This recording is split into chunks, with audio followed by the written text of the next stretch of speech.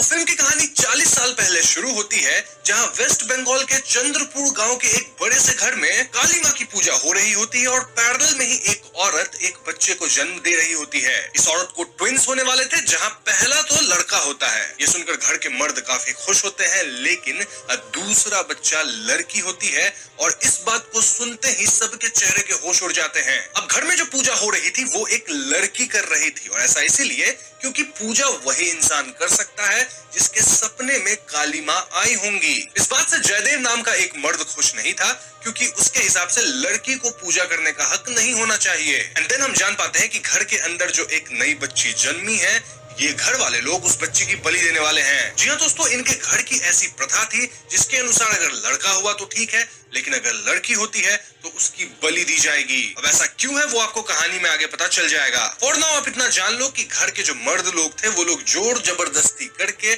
इस नई जन्मी बच्ची को घर के पीछे वाले खंडर में ले जाते हैं और वहाँ एक बड़े से वृक्ष के पास एक पत्थर था, उसके ऊपर इस बच्ची को रखते हैं। एंड देन जो औरत पूजा कर रही थी वो एक खड्ग से इस बच्ची को समाप्त कर देती है। बच्ची का खून वही मिट्टी में मिलता है और मिट्टी के अंदर हम कई बच्चियों के कंकाल देख पाते हैं, डिपिक्टिंग कि ये जो प्रक्रिया है वो कई सालों से होती आ रही है। फिर यहाँ से कहानी 40 साल आगे करंट टाइम में आ जाती है, जहाँ हम एक फैमिली से मिलते हैं जिसमें माता पिता के अलावा एक 12 साल की बच्ची है। माँ का किरदार काजोल निभा रही है, जिनके किरदार का नाम है अंबिका। देन पिता का नाम है शुभांकर और बेटी का नाम है श्वेता। अंबिका यहाँ बच्चों को रक्त बीज राक्षस के बारे में बता रही होती है कि कैसे रक्त बीज के पास एक अनोखी शक्ति थी। जब भी कोई देवता रक्त बीज को मारते थे तो उसके हर एक खून के बूंद से नया रक्त बीज जन्म लेता था। मतलब अगर वो खून का बूंद जमीन पे टच हो गया तो, और ऐसा करके उसने अपनी ही पूरी सेना बना ली थी और इस सेना की मदद से वो देवताओं को हरा दिया था। ऐसे में देवता लोग त्राहिमाम करते हुए पार्वती जी के पास जाते हैं। पार्वती माँ यहाँ काली माँ का रूप लेती है और वो रक्त बीज के हर एक रूप को एक एक करके खत्म करना शुरू करती हैं। कैसे?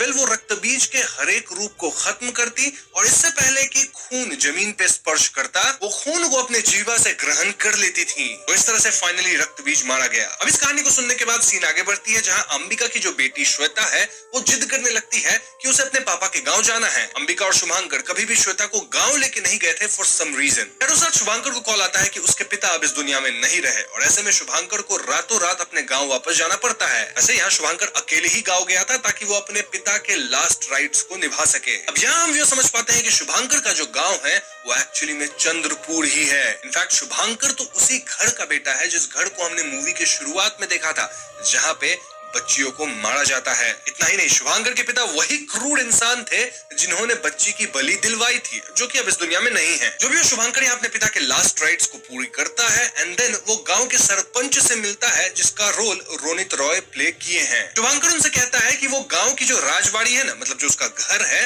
वो उसे बेचना चाहता है क्योंकि वो उसे शहर से मेंटेन नहीं कर सकता and he is not planning कि वो गांव वापस आए। यहाँ नोटिस करते हैं कि शुभांकर सरपंच से झूठ बोल रहा था कि उसके पास बेटा है, बेटी नहीं। और सरपंच यहाँ शुभांकर को दिलासा देते हैं कि अब इस घर में बेटी को मारने की प्रथा नहीं रही, तो शुभांकर को डरने की कोई जरूरत नहीं है और वो खुलेआम कह सकता है कि उसको एक बेटी है। इस सीन से ये बात क्लियर हो जाती है कि क्यों शुभांकर और अंबिका अपनी बेटी श्वेता को कभी इस गांव के अंदर नहीं लेके आए। रात को वापस जाते वक्त शुभांकर के पांव में एक पेड़ की जड़ से चोट लग जाती है। जब वो कार से वापस शहर जा रहा होता है तो उसे अंबिका की एक टेक्स्ट आती है। टेक्स्ट में अंबिका अपनी बेटी श्वेता की एक बढ़िया ड्राइंग भेजी थी और दोस्तों ये ड्राइंग उसी पेड़ की थी जिस पेड़ को हमने मूवी के पहले सीन में देखा था, मतलब जिसके आगे पत्थर थी जहाँ पे बच्चियों की जान ली जाती थी। शुभांकर इस पेड़ को पहचानता था और इस पेड़ में वो एक जाना माना चेहरा देखता है और वो एकदम दंग रह जाता है। क्यों? क्योंकि श्वेता ये ड्राइंग कैसे बना सकती है, वो तो आज तक गांव में आई ही नहीं थी। शुभांकर यहाँ अंबिका को कॉल करके थोड़ी बात करता है एंड देन वो टेंशन में स्मोक करना शुरू करता है कार रोक के। अभी एक राक्षस पेड़ की टहनियों को कंट्रोल करके उन्हें बड़ा करके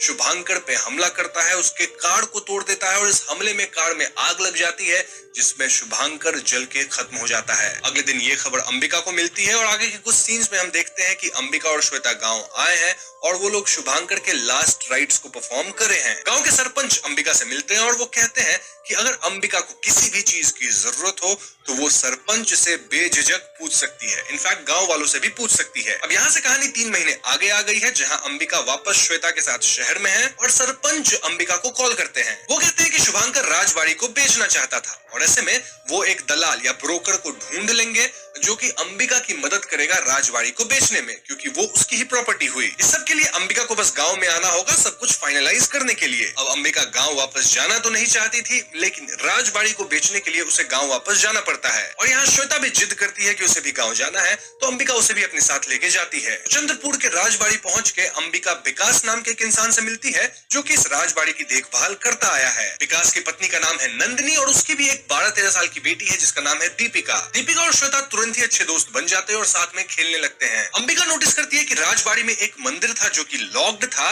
और अंबिका इस बारे में विकास से पूछती है। विकास बताता है कि ये मंदिर तभी खुलता है जब काली माँ खुद किसी के सपनों में आती है और ऐसा 40 साल पहले हुआ था, यानी कि ये मंदिर भी पिछली बार 40 साल पहले ही खुला था। यहाँ हम विकास के पिता से ही मिल पाते हैं जो कि ज्यादा बोलते सुनते तो नहीं है, may be because of his old age. अब उस रात घर में कुछ असाधारण गतिविधियां होती हैं, जैसे वुमेन के घोस्ट दिखना।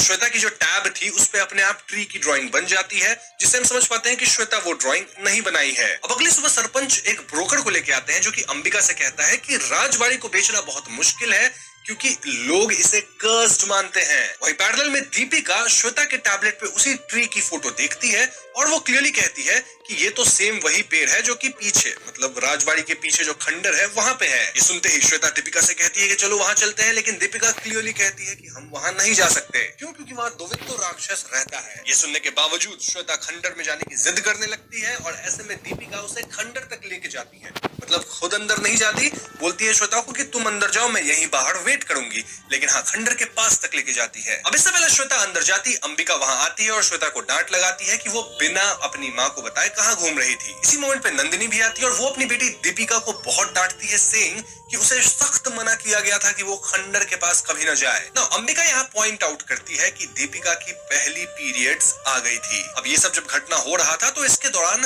अंबिका एक्चुअली में खंडर के अंदर एक बूढ़ी औरत को देख पाई थी। खैर, तो अब क्योंकि दीपिका खंडर तक गई थी और उसकी फर्स्ट पीरियड आ चुकी थी, तो उसकी माँ नंदिनी उसे एक कमरे में बंद कर देती है। उस रात एक डीमन उस कमरे में आता है, वही ट्री के ब्रांचेस को ग्रो करने वाली पावर के साथ, और वो दीपिका को उठा के ले जाता है। अब दीपिका के गायब होने वाली बात जब उसकी माँ नंदिनी को पता चलती है तो वो इसके लिए अंबिका और श्वेता को ब्लेम करती है। वो कहती है कि ये सब खंडर के पास जाने के कारण हुआ, जिसके बाद दुवित्तो राक्षस आया होगा और वही दीपिका को ले गया। मामला इतना बढ़ जाता है कि गांव वाले और सरपंच मिलकर इंस्पेक्टर शेखर को लेके आते हैं जो कि 5 दिन पहले यहाँ ट्रांसफर हुआ था। यहाँ गाँव वाले शेखर को बताते हैं कि पिछले 3 महीने से कई लड़कियां गायब हुई है एंड वो लोग स्पेसिफिकली उसी दिन गायब होती है जिस दिन उनकी पहली पीरियड्स आती है। गांव वालों को मानना है कि दुवित्तो राक्षस इन लड़कियों को उठा के ले जाता है and the most strange part is कि ये लड़कियां 3-4 दिन बाद सही सलामत वापस भी आ जाती हैं। बट इन केस अगर कोई बच्ची को खोजने जाता है तो वो इंसान वापस नहीं आता,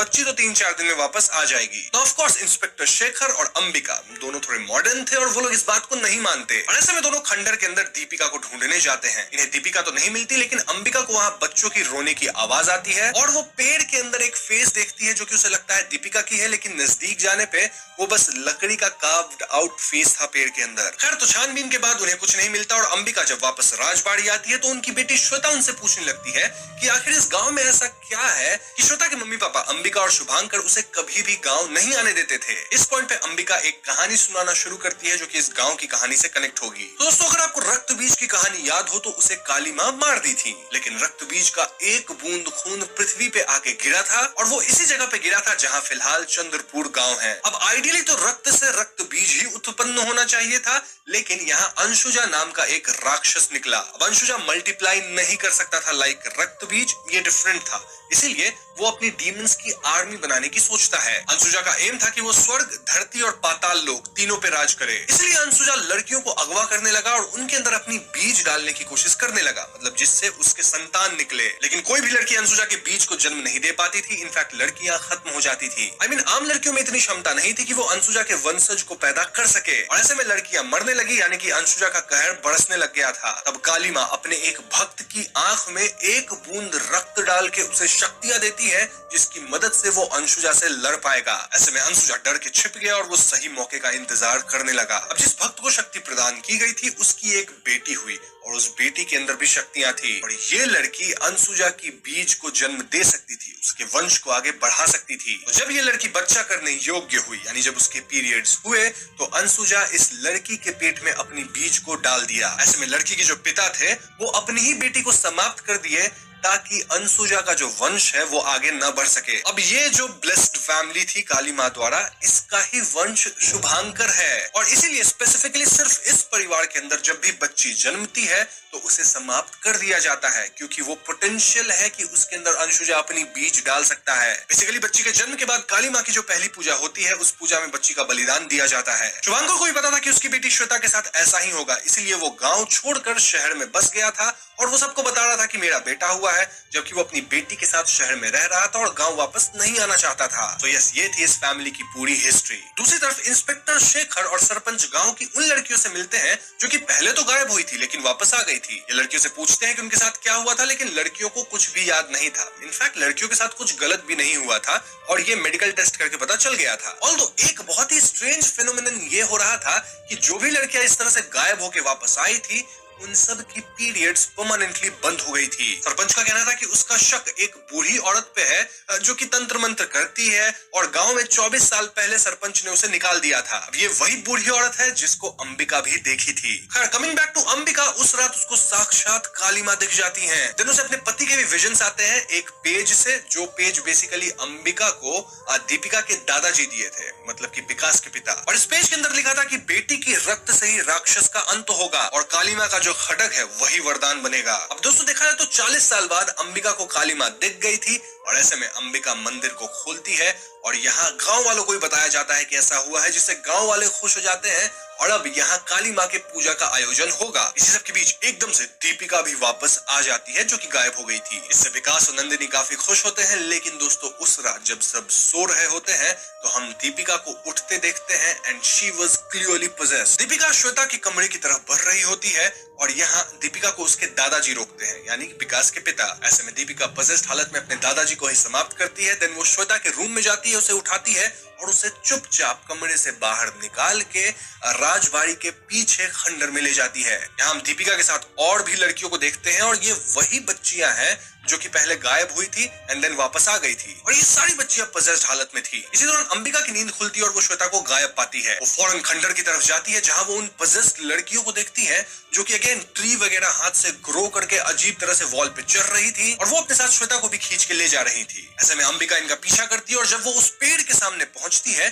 तो वहां वो उस बूढ़ी औरत को देखती है जो कि यहाँ श्वेता को पकड़ के रखी थी। इस बूढ़ी औरत के आसपास ढेर सारी लड़कियां थी, मतलब वही बच्चियां जो कि पोजेस्ड हालत में थी और इन सबको देख के अंबिका बहुत ज्यादा डर जाती है। स्टिल वो बूढ़ी औरत से किसी तरह अपनी बेटी श्वेता को खींचती है और यहाँ से भाग निकलती है। अब ये जो घटना था ये अंबिका के लिए टू मच था और ऐसे में वो सोचती है कि वो गाँव से निकल लेगी आज ही रात, अभी के अभी। अब इस पॉइंट पे यहाँ हम व्यूअर्स देखते हैं कि श्वेता की भी पहली पीरियड्स आ चुकी थी और अगर आपको याद हो तो श्वेता उस शक्तिशाली परिवार की वंश है, मतलब उसके अंदर अंशुजा की बीज अगर डाली जाती है तो वो अंशुजा के वंश को आगे बढ़ा सकती है। तो अंबिका फौरन श्वेता के साथ गांव को छोड़ के अपने कार में निकलती है, लेकिन दोस्तों वो पोजेस्ड छोटी लड़कियां सुपर नेचुरल वे में कार के ऊपर चढ़ जाती है, कार को तोड़ने लगती है, इनफैक्ट कार को रोक भी देती हैं। इस भागदौड़ में अंबिका इंजर्ड हो चुकी थी और यहाँ आता है कहानी का असली ट्विस्ट। दरअसल हम यहाँ सरपंच को आते देखते हैं जिसके हाथ में ये जो पोजेस्ड लड़कियां थी वो श्वेता को सौंप देती है। जी हाँ दोस्तों, सरपंच का नाम है जयदेव,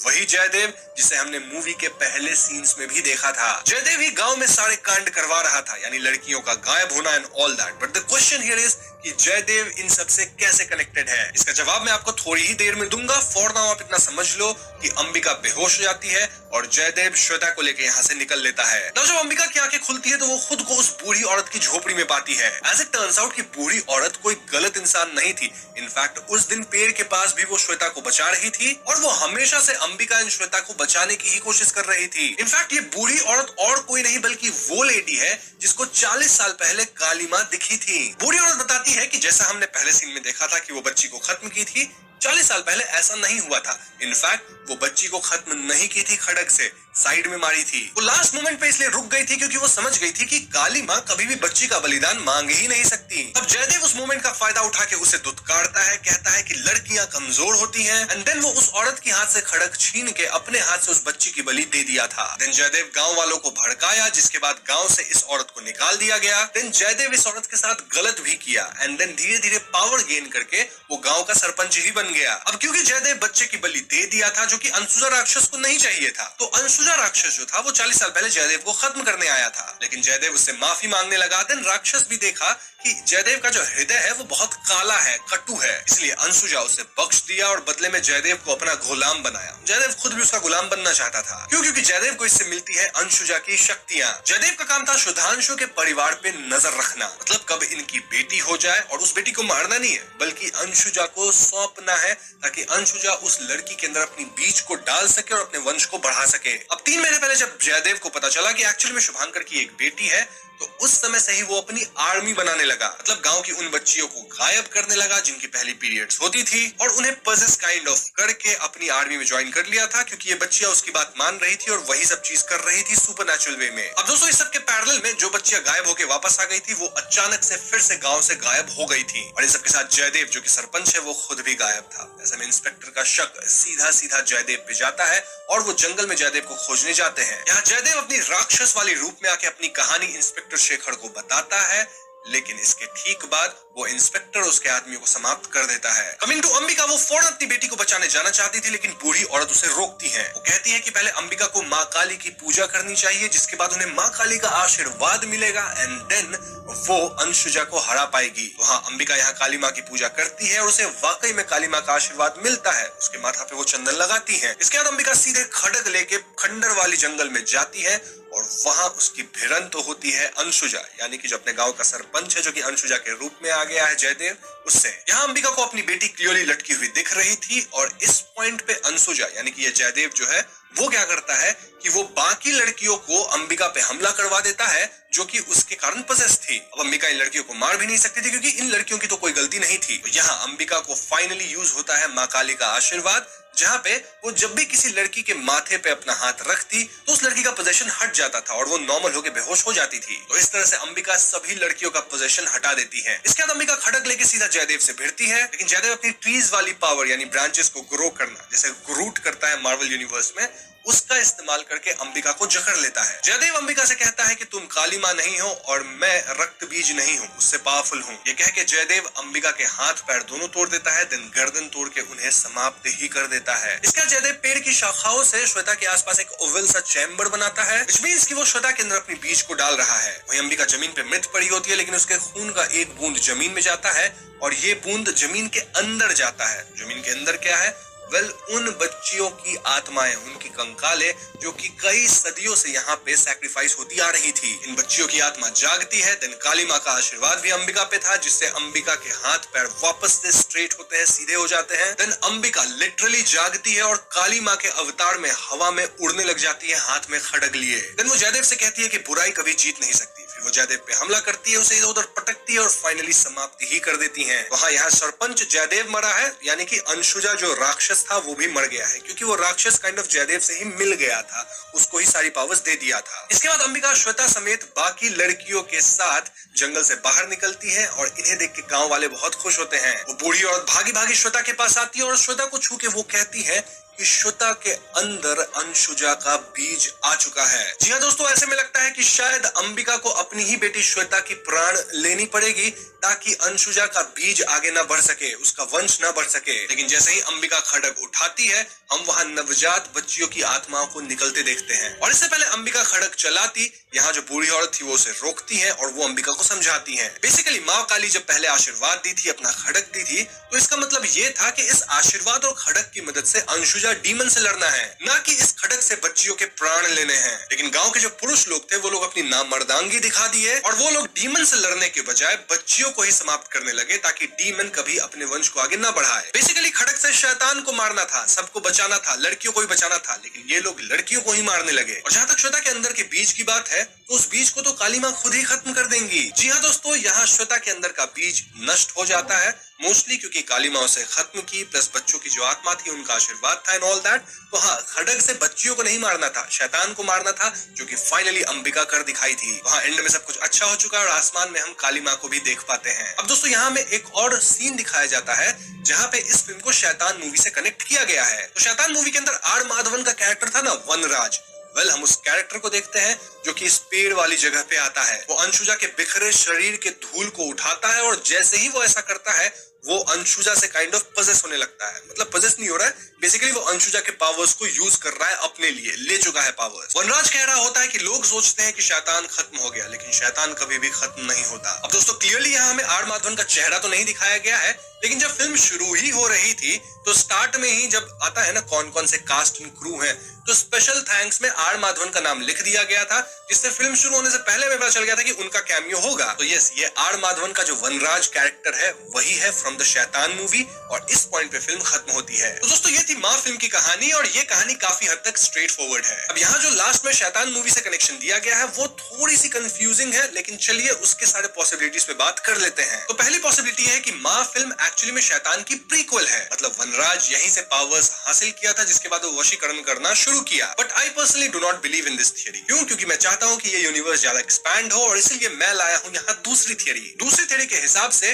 वनराज छूट गया है। इससे छूट गया है शैतान मूवी के अंत में कबीर उसे अपने कब्जे में रखा था, बुरी हालत में रख रहा था, बट समहाउ वनराज वहां से निकल गया है और अब उसके पास पावर्स तो उतनी नहीं रही, मतलब उसका टंग ही काट दिया गया था, बट अब वो अंशुजा के पावर्स को अपना लिया है। एंड इस तरह से हमें शैतान 2 मूवी देखने को मिल सकती है। और हाँ, जब भी शैतान 2 मूवी आएगी तो उसकी एक्सप्लेनेशन तो मैं लेके आऊंगा ही।